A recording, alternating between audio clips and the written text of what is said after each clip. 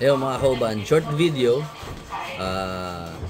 Tayo ay nagbabalik uli kasi may makakapag-upload uli ako ng mga videos sa mga projects na naka, naka line up ngayon 2024 yung papasok.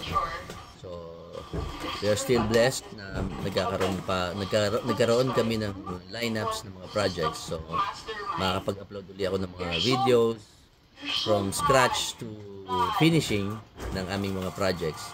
And then of course, itong nire-renovate naming bahay namin dito. So ngayon, dito kami nag-stay sa barracks muna namin. Barracks ng mga tao. Yung pinaka-work area namin ng company namin ni Eric.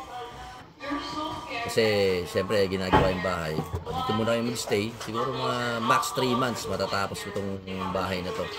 Yung bahay namin. So kaya kasama ko dito yung anak ko. Pero yung parents ko, lumipat muna doon sa kapatid ko. Doon muna siya nag-stay. So abangan natin.